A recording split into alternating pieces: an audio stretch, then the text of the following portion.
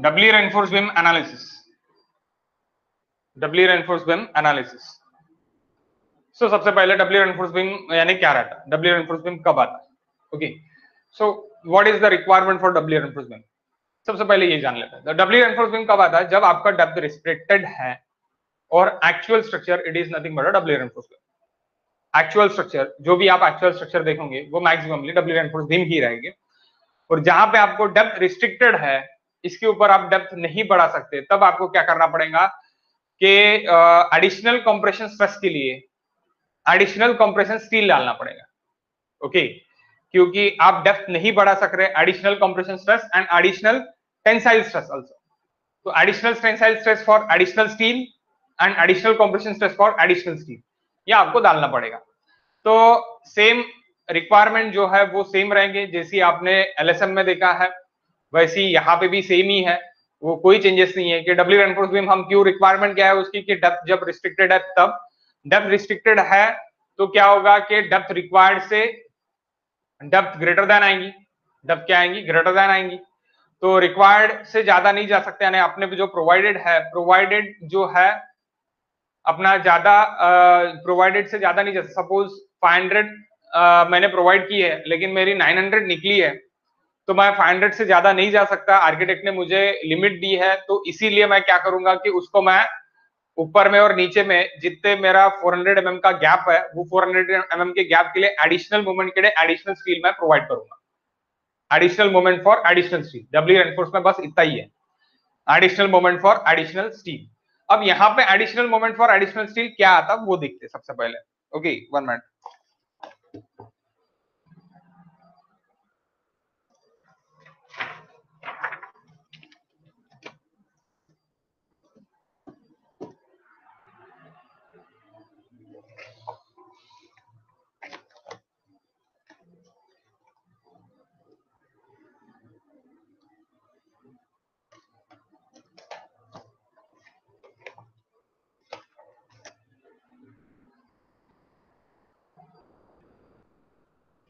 One minute guys.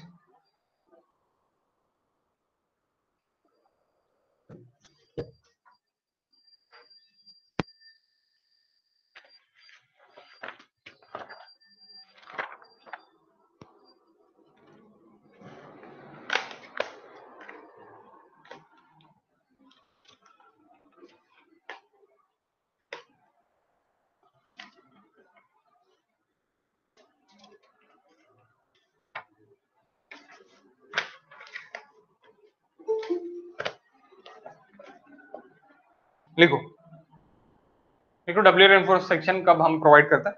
When a size of beam is fixed. Requirement में लिख लो कब provide करता है। When a size of beam is fixed, size of beam is fix,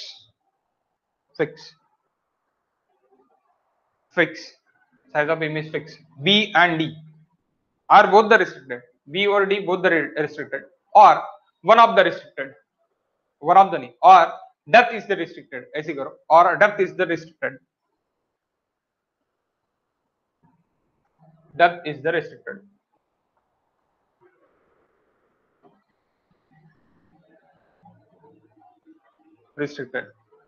which beam are maximum MR balance section, which beam are maximum MR balance section, which beam are maximum MR balance section,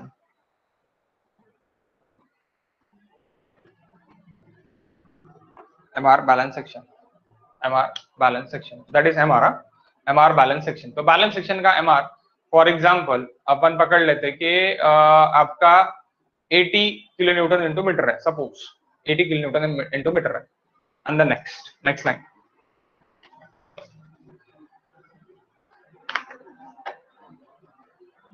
next line, if this beam acting bending moment, if this beam acting bending moment, if this beam acting bending moment, acting bending moment, acting bending moment, acting bending moment, acting bending moment is more than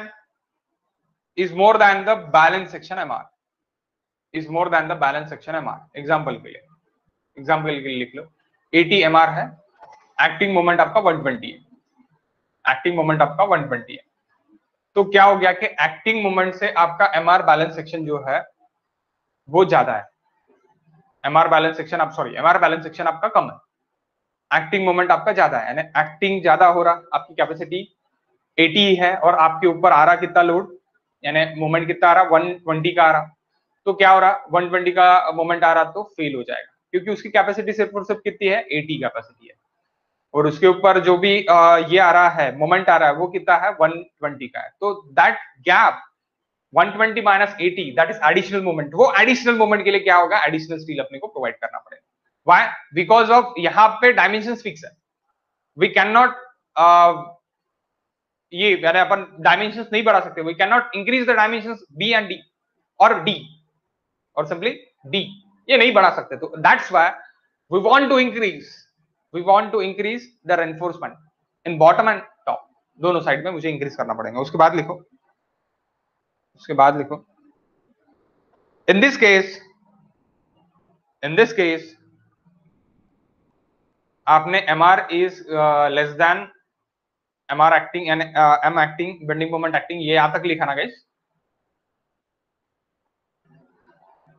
या मेरा बीच में आने, हाँ ठीक है, mr is less than mu acting या फिर m acting, यहां तक हो गया, ओके यहां तक हो गया, तो वो जो भी आपका mu2 रहेगा, mu2 it is nothing but, सबको पता है कि क्या है क्या नहीं है, लेकिन तो भी एक बार जस्ट लिखने के लिए मैं बता दे रहा कि mu2 it is equals to mu acting minus mr, mu2 it is equals to mu acting minus mr, ये भी आप लिख लो, mu2 is equals to mu acting minus mr, that is additional bending moment, that is additional bending moment, that is additional bending moment,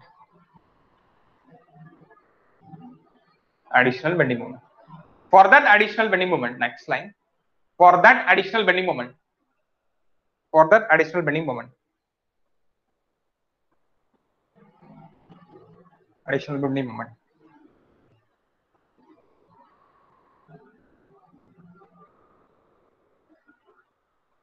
we design doubly reinforced section, we design doubly reinforced section, we design doubly reinforced section, we design doubly reinforced section, doubly reinforced section, additional steel at bottom and top, additional steel provided at bottom and top, bracket में लिख लेना tension and compression respectively, bottom में क्या रहेगा tension, top में क्या रहेगा compression respectively, for simply supported beam, for simply supported beam. Now अभी स्टोरी करते start.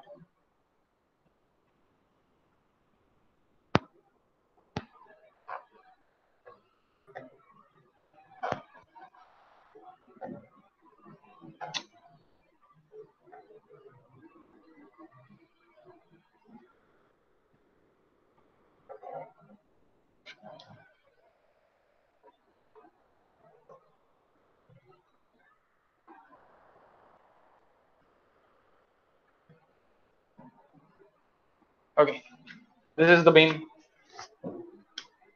beam having width, big B भी बोल सकते हैं आप, and overall depth। यहाँ पे सिंगली रेनफोर्स के लिए सपोज 2 ही बार निकल रहे हैं ऊपर में, और यहाँ पे 3 बार निकल रहे, फिर अपन ने क्या बोला है अभी एडिशनल रेनफोर्समेंट बोला है, so this are the additional reinforcement for additional steel, ऊपर में 3,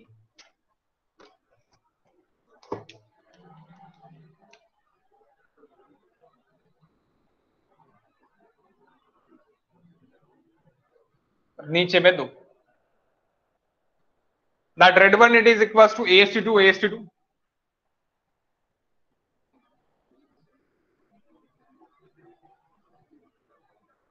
AST2 and this is ASC, तो ये भी बाहर आ जाएगा। ओके, ये नॉमिनल हम प्रोवाइड करने वाले थे, लेकिन अभी पूरा का पूरा बार सेक्शन क्या हो जाएगा मेरा ASC ही हो जाएगा, और यहाँ पे AST1 plus AST2.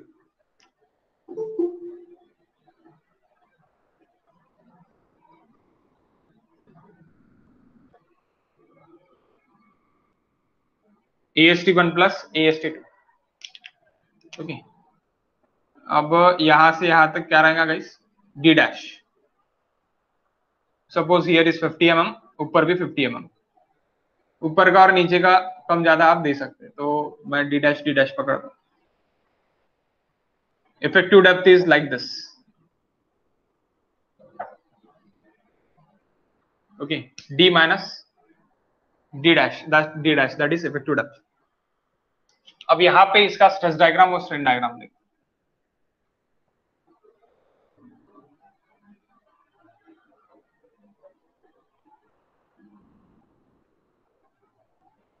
सबसे पहले स्ट्रेन डायग्राम.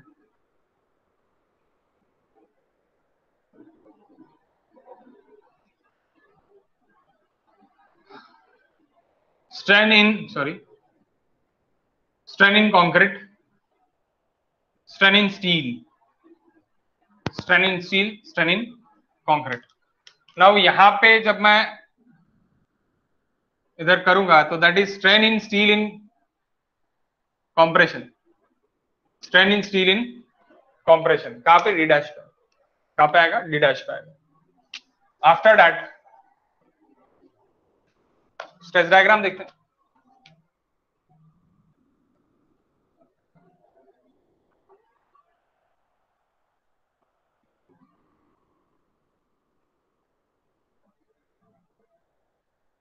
Strain diagram.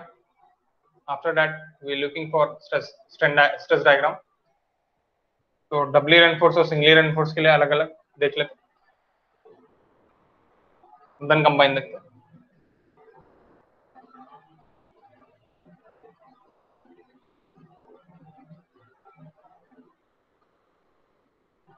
ये मैंने थोड़ा ऊपर इसलिए लिया, इक्वल नहीं हो, थोड़ा ऊपर इसलिए लिया क्योंकि कॉम्प्रेशन सेक्शन हमेशा आपको कम दिखता आप जब भी डिजाइन करते तब. Okay, so that's why there is sigma CBC, there is sigma ST by, और ये आपका सपोज एक्सी है और एक्स है, एक्चुअल न्यूट्रल एक्सिस.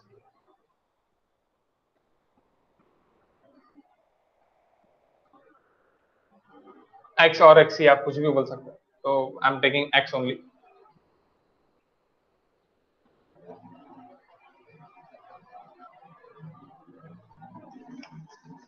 सो गाइस यहाँ पे क्या आ रहा, फिर यहाँ पे एक स्ट्रेस आएगा sigma 1 stress. Okay, sigma 1 stress और सिग्मा एससी स्ट्रेस. सिग्मा 1 भी बोल सकते हैं और सिग्मा एससी भी बोल सकते हैं. Sigma SC stress W reinforce के लिए, डायरेक्टली डब्ल्यू रेनफोर्स के लिए देखा तो भी चलेगा, कोई दिक्कत नहीं है. Okay, singly reinforce for W reinforce, that is stress diagram.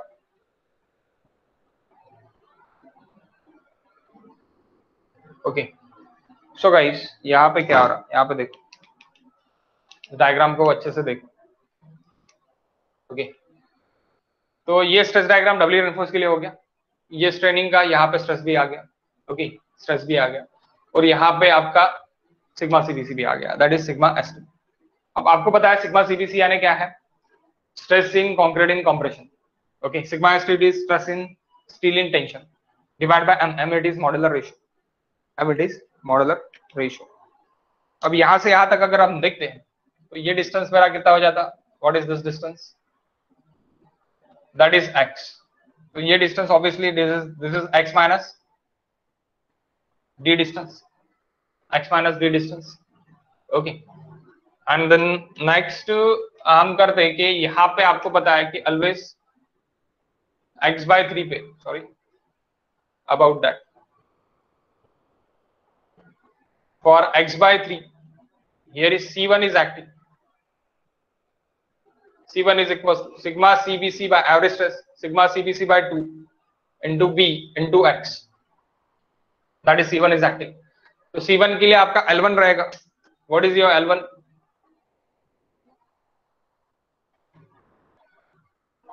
L1 is equal to d minus x by 3। अब व्हाट इज C2 नाउ, क्योंकि यहाँ पे आपका t रहेगा, आपका t क्या रहेगा, आपका t क्या रहेगा, मैं यहाँ पे इधर आपका एक फोर्स डायग्राम बनाता, that is force diagram.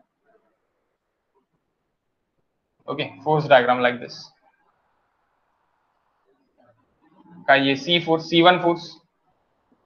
Okay, इसको आप कॉन्स्टेंटली ऐसे लिख सकते हैं, C1 फोर्स, यहाँ पे T force, T force is equal to guys, यहाँ पे T फोर्स आएगा, T फोर्स क्या आएगा, AST, total AST is equal to AST1 plus AST2, AST1 plus AST2 total AST into total AST into M, क्योंकि आपको area constant करना है इसलिए, into sigma ST by M stress, mm get cancel, हाँ बोलो, mm get cancel, तो बचा क्या, sigma ST into AST, that is T। Okay, and C is equal to sigma CBC into B, C1 is equal to sigma CBC B into X, इतना बचा। तो यहां से यहां तक का डिस्टेंस आपका, for this distance is equal to d minus x by 3, जो अपन ने वहां पे लिखा। ओके, तो ये आपका एक कपल हो गया, anti clockwise couple. Okay, next आपको अभी क्या लेना है, नेक्स्ट आपको अभी लेना है दैट C2, तो C2 यही लाइन में आएगा,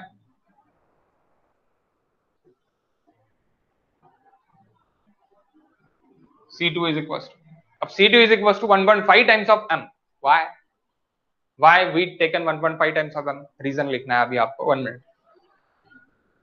1.5 times of M into sigma ST, sorry, into sigma CBC, sorry, sigma SC, 1.5 types of M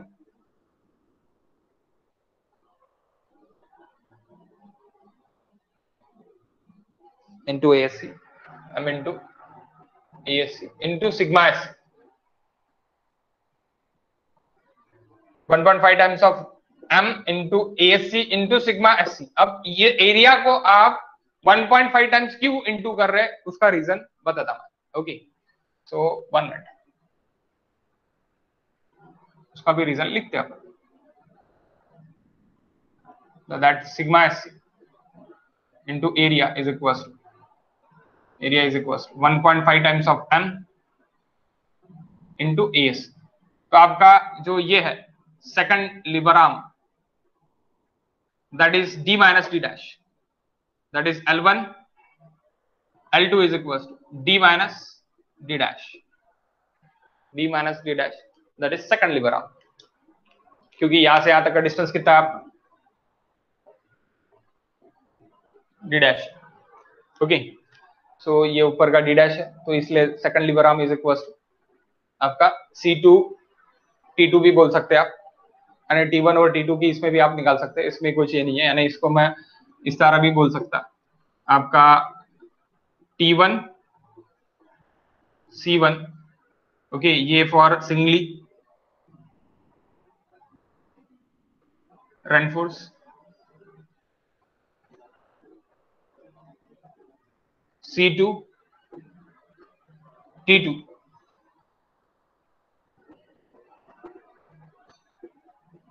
it is for doubly reinforced additional state, additional moment, दोनों को मिला है तो क्या होगा, W होगा, दैट W, यानी इसको आप ये बोल सकते हैं सिंगली प्लस एडिशनल मोमेंट के लिए it is equal to W, ये क्या हो जाएगा, W के लिए डब्ल्यू रेनफोर्स सेक्शन के लिए इस तरह दिखेगा, सिंगल रेनफोर्स के सेक्शन के लिए T1 C1 and that is nothing but T2 C2, ऐसे आप कर सकते हैं, that is L1 and L1 and here is L2।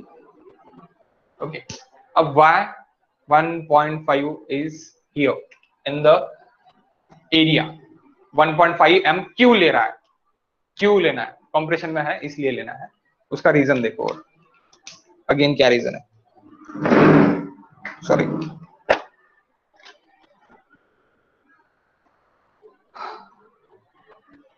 Area of steel for compression side, पहले आप लिख लो यहाँ पे नीचे एरिया ऑफ स्टील, ओके, इसके नीचे लिखो गाइस, इसके नीचे लिखो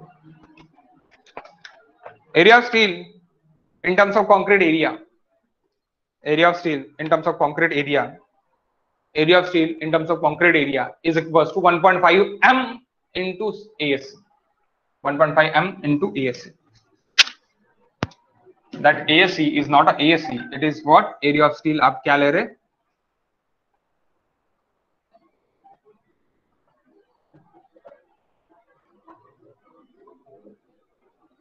is equals to 1.5 of m into ASC ले रहे. इसका रीजन, इसका रीजंस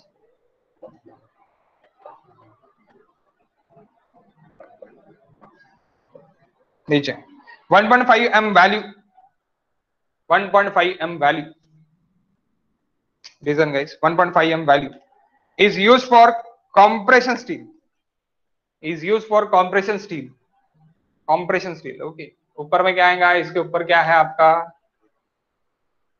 compression, इसके नीचे क्या है टेंशन, ऊपर compression नीचे टेंशन, तो compression में compression steel लग रहा है, that is ASC, area of steel in compression, ASC is nothing but area of steel in compression.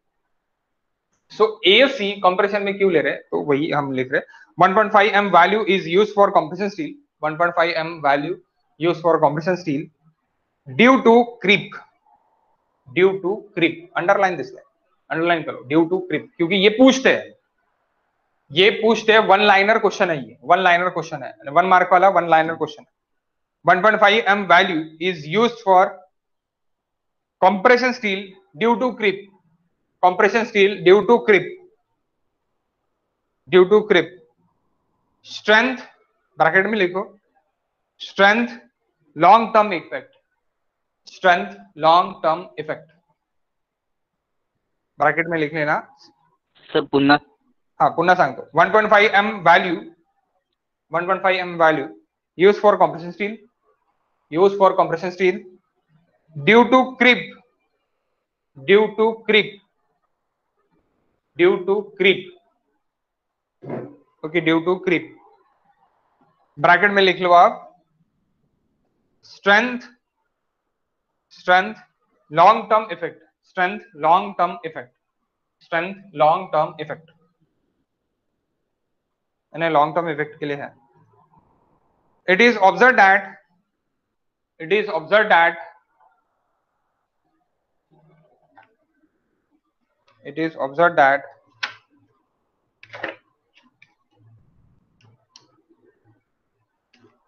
it is observed that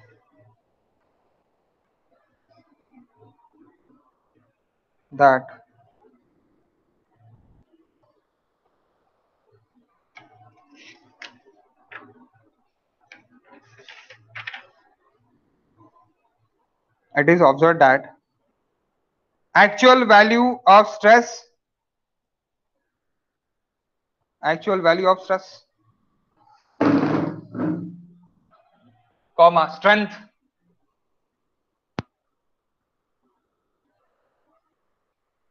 comma strength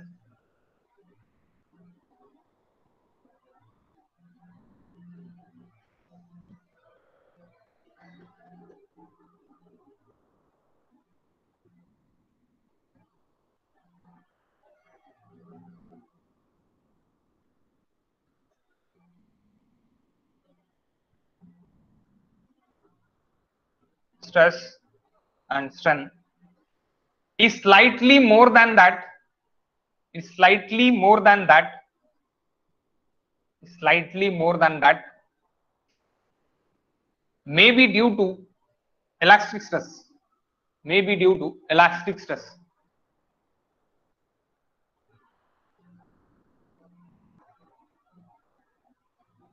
in compression steel, elastic stress in compression steel, in compression steel.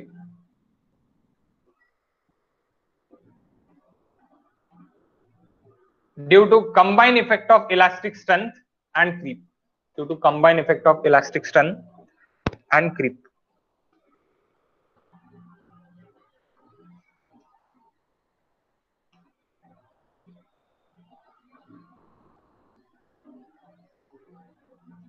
Stress in concrete, ठीक है, sorry, creep तक ही लिखो sir. Combine effect नंतर काय होतं? Combine effect of elastic strength and creep, elastic strength and creep. Okay, इसको आप पहला नाम दे देना.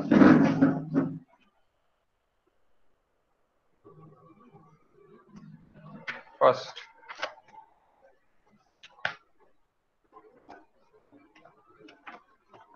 बाद में what is sigma S C. Second, sigma SC is equals to stress in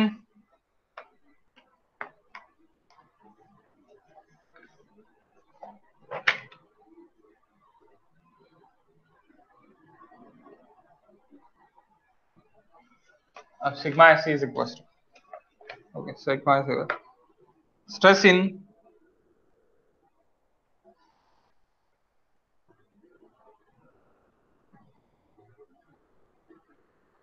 compressive steel, stress in compressive steel, it is equals to 1.5 m into c dash. आप बोलेंगे sir what is C dash. 1 minute, आपने यहाँ पे sigma SC लिखना है ना, sigma SC आपका 1.5 into M into C dash रहेगा. तो यहाँ पे आप काट के इसको काटो गाइस, सिग्मा डैश लिखो, सॉरी सी डैश लिखो, सी डैश, क्योंकि आपका सिग्मा एससी क्या रहेगा, stress in steel in compression रहेगा सिग्मा एससी, लेकिन वो जो स्ट्रेस रहेगा कंक्रीट का स्ट्रेस, वो कंक्रीट का स्ट्रेस है सिग्मा एससी. दैट्स व्हाई यहाँ पे सिग्मा 1 आप बोल सकते हैं और सी डैश बोल सकते हैं. तो C dash it is stress और sigma dash it is stress. तो आप मैंने सी डैश लिखा, सी डैश और सिग्मा एससी अगर आपको चाहिए अभी, तो sigma SC is equal to M into, उसका एम करना पड़ेगा आपको, यानी उसको मॉड्यूलर रेशियो इंटू करना पड़ेगा, इंटू 1.5 इंटू 1.5. तो that is the stress, that is the stress. Okay okay, so what is stress in steel now. Stress in steel now, अगर स्ट्रेस इन स्टील आपको चाहिए, स्ट्रेस इन कॉम्प्रेसिव स्टील, तो stress in steel in tension अगर है तो यही रहेगा sigma S T. Next वाला रहेगा 1 मिनट. अब व्हाट इज सी, सी सी सी लिख लेते. सी क्या है, C dash is equal to stress in concrete, stress in concrete at the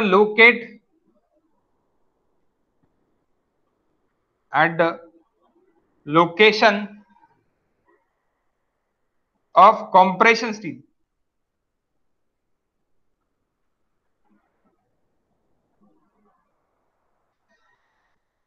compression steel कहां से रहेगा, टॉप से डी डैश पे रहेगा, टॉप से डी डैश पे रहेगा. तो ये जो स्ट्रेस है, ये स्ट्रेस यानी क्या हो गया, स्ट्रेस इन कंक्रीट हो गया. Underline this, stress in concrete है, क्योंकि सिग्मा सीबीसी क्या है, stress in concrete in bending compression. तो ये भी stress in concrete in bending compression ही रहेगा सी डैश, लेकिन कहां पे, डी डैश पे रहेगा, जहां पे स्टील है. उसका स्ट्रेस कंक्रीट का स्ट्रेस है, इसीलिए उसको क्या कर रहे हैं, क्योंकि अपन क्या ले रहे हैं यहाँ पे, लीनियर स्ट्रेस ले रहे हैं, लीनियर स्ट्रेस ले रहे हैं, इसलिए डायरेक्टली मैं सिग्मा एससी नहीं लिख सकता, डायरेक्टली सिग्मा एससी मैं नहीं लिख सकता. तो मुझे सिग्मा एससी नहीं लिख सकता मैं डायरेक्टली, इसलिए मैं क्या लिखूंगा, उसको काट के क्या लिखूंगा, सी डैश लिखूंगा. मैंने जानबूझ के पहले सिग्मा एससी लिखा है. ओके, आप ये गलती यानी मेरे से खुद से गलती हुई है लास्ट टाइम, तो इसीलिए मैं हमेशा सिग्मा एससी लिखता, देन इसको काटता, देन उसको सी डैश लिखता. तो that C dash is equals to क्या होगा ये, that stress is concrete stress, that stress again it is concrete stress, लेकिन अपन कंक्रीट में क्या डाल रहे हैं, अभी स्टील डाल रहे हैं, तो स्टील डाल रहे हैं, इसीलिए उसका स्ट्रेस क्या रहेगा, C dash into 1.5 m, into 1.5 m, that is your sigma SC, stress in compressive state, stress in compressive state, याद रखना ये भी जरूरी है। नेक्स्ट यानी इसके ऊपर भी क्वेश्चन रह सकता। Then next it is fourth, stress in steel in tension, stress in steel in tension,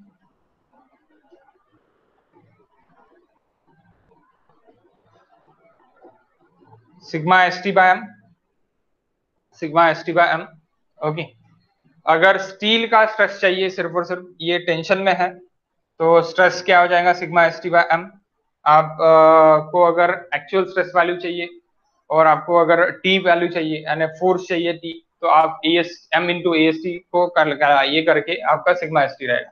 लेकिन ये स्ट्रेस डायग्राम का देख रहे हैं हम, स्ट्रेस डायग्राम का टोटल इंट्रोडक्शन देख रहे हैं, इसलिए सिग्मा st by m रहेगा। Okay, next critical depth neutral axis.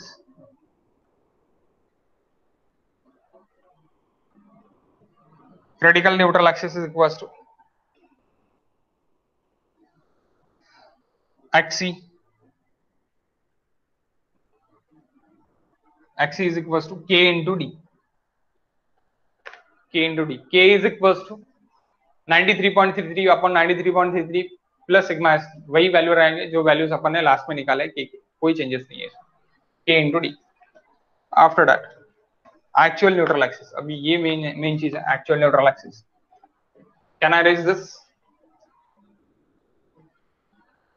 Actual neutral axis guys, erase करूं क्या? करो।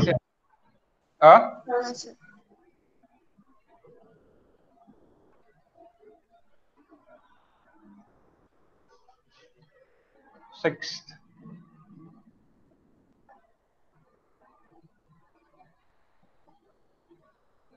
actual neutral axis X। Okay, X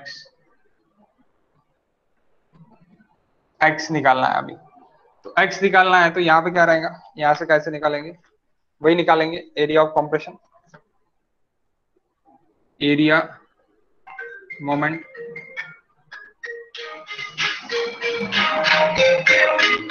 area moment, एक minute,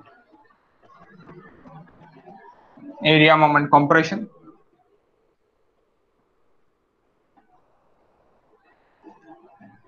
is equals to area moment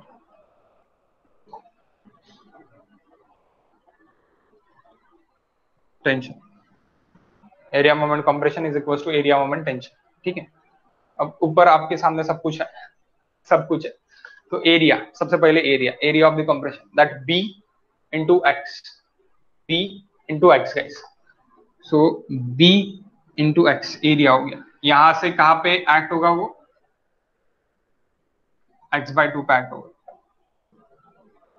x/2 पे एक्ट हो गया।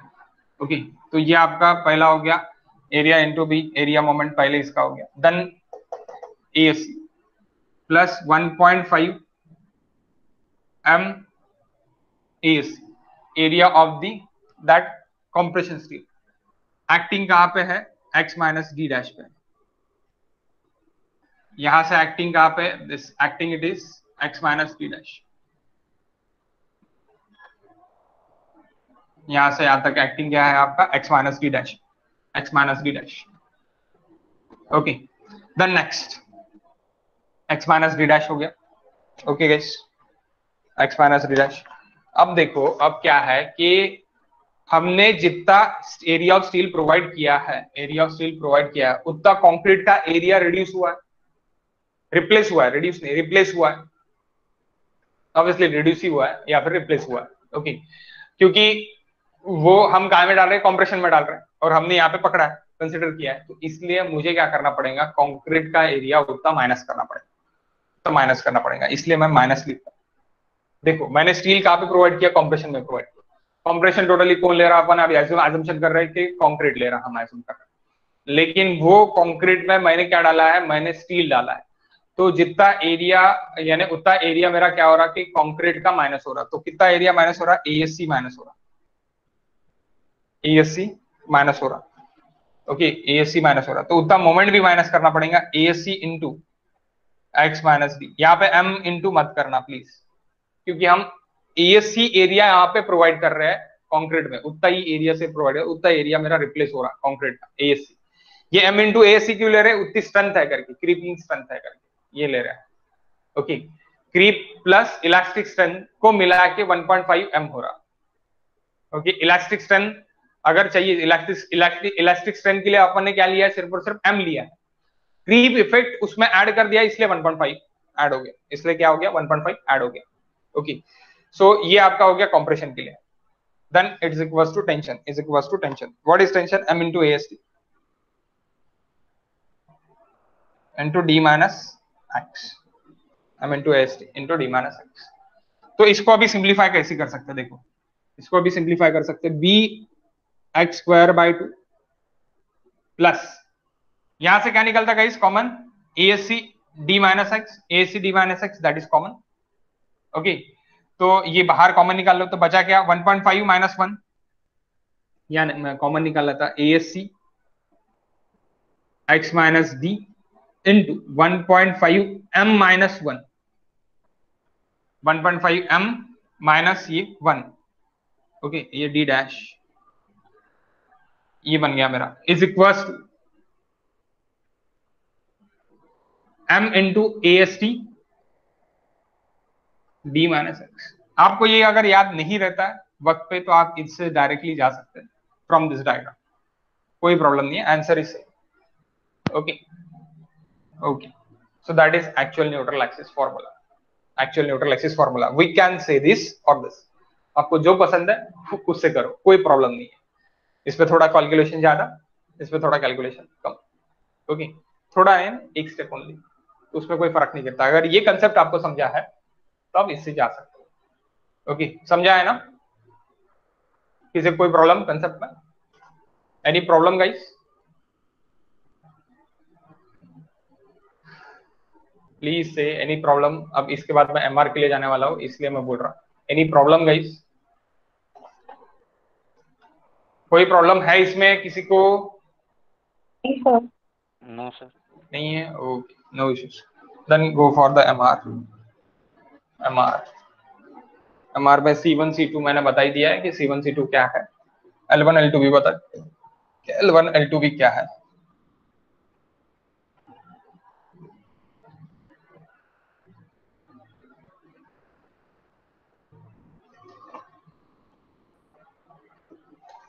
Okay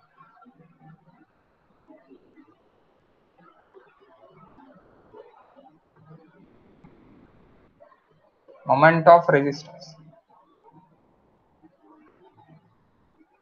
for doubly reinforced section, it is equals to MR based on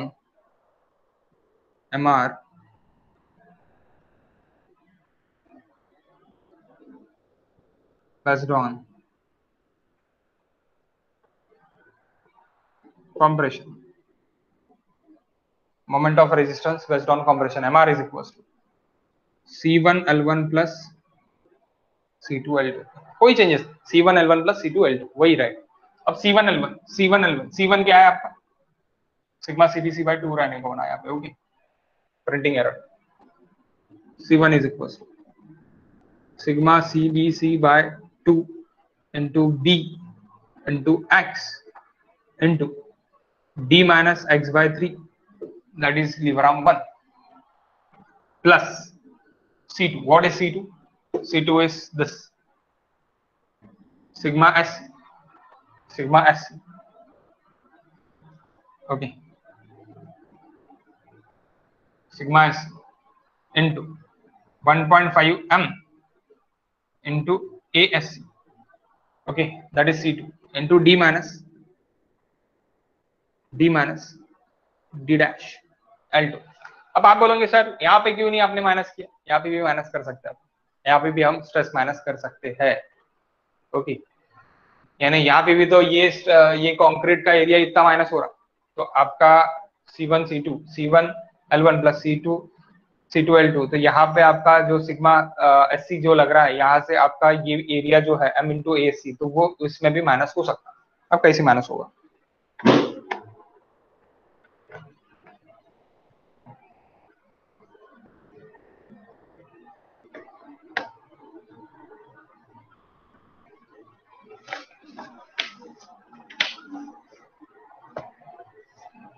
same like this,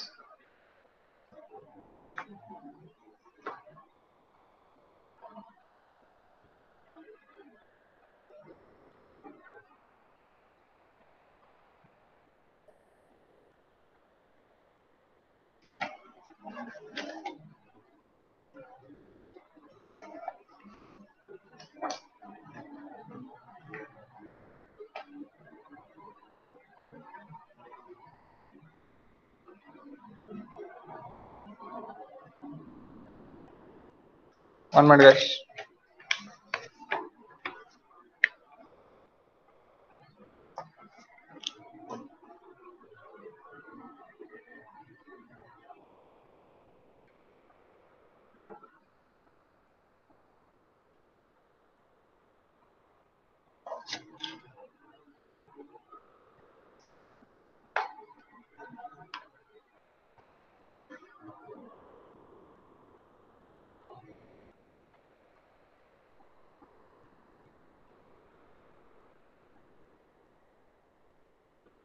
sigma SC की जगह आप वहां पे फिर से आपको C डैश ही लिखना पड़ेगा, क्योंकि आपका sigma SC is equal to क्या है, यहाँ पे भी गलत हुआ, sigma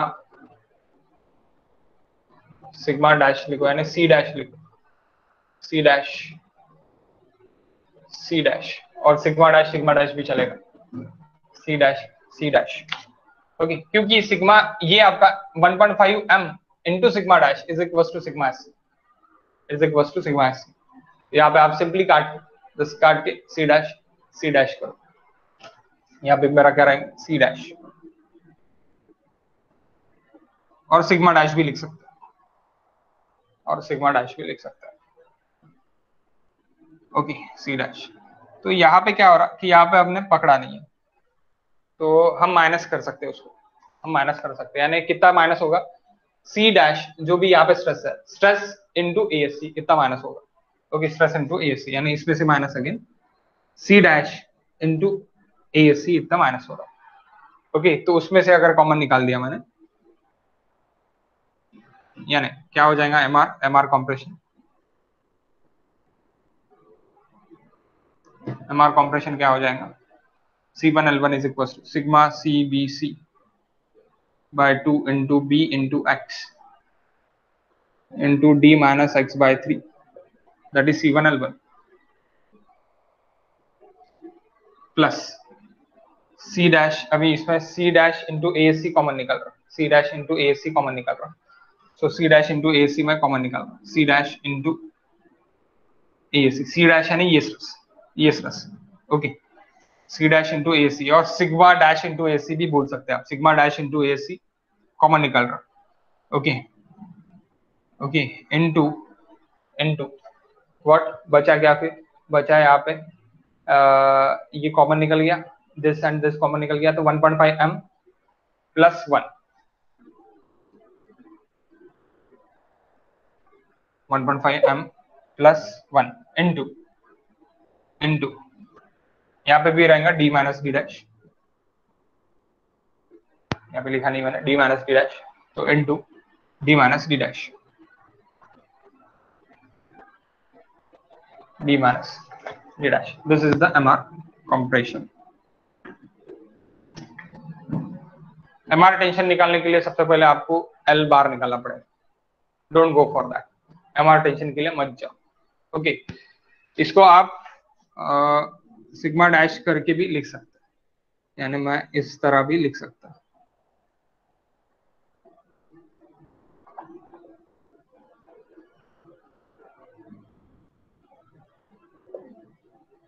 sigma dash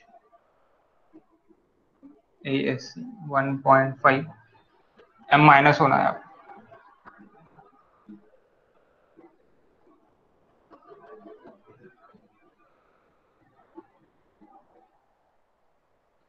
D minus D dash.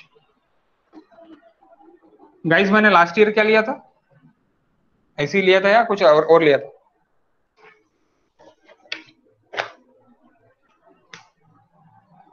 MR compression से ही निकालना है, एमआर टेंशन से नहीं निकालना है। ओके, एमआर टेंशन निकालने के लिए आपको पहले लीवर आर्म निकालना पड़ेगा। That L bar is equal to C1 L1 plus C2 L2 divide by C1 plus C2। तो ये नहीं पूरा आएगा, ये नहीं पूरा आएगा। C1 L1 plus C2 L2 it is equal to MR compression. तो काय के लिए आप एल बार वगैरह के पीछे पड़ते हैं। उसके बाद आपका क्या रहेगा, T into L, it is your MR tension. तो T into L MR tension आप निकालोगे, तो उसके लिए पहले आपको C1 L1 और C2 L2 से जाना पड़ेगा, यानी क्या हो गया, दैट इज एमआर कंप्रेशन पहले से ही हो गया। ओके, लास्ट ईयर का कुछ अलग था क्या? नहीं सर। सेम था ना? ठीक है, हाँ। ठीक है। मैं एक बुकलेट भी सेंड करता जिसमें WSMQ के क्वेश्चंस है एक्चुअली, तो आप वो भी ट्राई करो। एंड हम कल इसके क्वेश्चंस देखते कि क्वेश्चंस किस तरह सॉल्व होंगे, क्या होंगे। और मैं WSM के भी यानी एक बुकलेट सेंड करता कि जिसमें है क्वेश्चंस एक्चुअल में, उसे भी आपको सॉल्व करना पड़ेगा, सॉल्व करके देखो आप। Okay okay guys, third year वालों के लिए कोई प्रॉब्लम, एनी प्रॉब्लम गाइस? कहीं पे नहीं समझाऊंगा तो प्लीज पूछ लो, मैं बता देता अभी, कोई प्रॉब्लम नहीं है। सर ते विंटर 17 चा क्वेश्चन नंबर 3 नाही समजला होता। विंटर 17 चा क्वेश्चन नंबर 3 नाही समजला होता, एक मिनिट, तू पाठवला मला तोच म्हणताय ना तू? सर तो पण आहे आणि अजून त्याच क्वेश्चन पेपर मधला क्वेश्चन नंबर 3 पण नाही, बरोबर आहे। हे जे क्वेश्चन आहे हे क्वेश्चन घ्यावंच लागेल, त्याच्याशिवाय समजणार नाही।